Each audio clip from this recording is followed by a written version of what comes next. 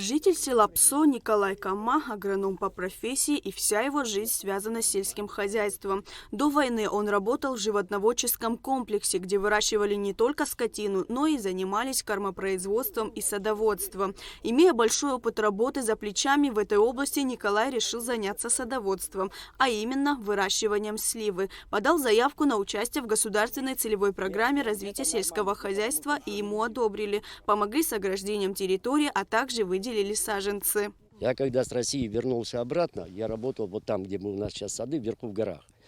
И там уже все сады были старые. Я перед войной начал там садоводством заниматься. Так как пошла война и все остальное развалилось, сами понимаете, и все. И вот 10 лет назад был на совещании, я тогда предложил, что село умирает, давайте будем обновлять и делать садоводство. Но так как у меня своими финансами не получилось, и после этого пришлось обратиться туда. И, видимо, посчитали, что это нужно для государства, и дали нам добро на производство. Николай очень долго искал сорт сливы итальянскую венгерку, которую испокон веков выращивали в Абхазии. Однако этот сорт ему найти не удалось, и поэтому на 6 гектарах земли 2 года назад Николай посадил высокоурожайный самоплодный сорт «Президент» с небольшими темными плодами. Отличается поздними сроками созревания и выдающейся устойчивостью к морозам. Посадили мы тогда 1200 корней вверху.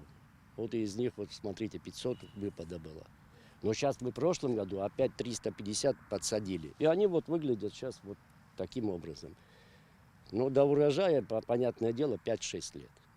Это уже первый урожай. По словам Николая, планируется, что при достижении полного срока плодоношения сад даст до 20 тонн сливы с гектара. Слива сорта «Президент» требует аккуратного и своевременного ухода. Необходимо правильно обрезать растения, проводить обильный полив. Ухаживаем как? Если видите, там окапываешь чуть-чуть, это на второй год. На первый год лучше не трогать корневую систему вообще. И поливать надо, но извините, с водой чуть-чуть туго. Но сейчас пока лечения не делаю. Хотя клоп бьет его тоже так же, как и остальных. Даже киви и тот бьет его.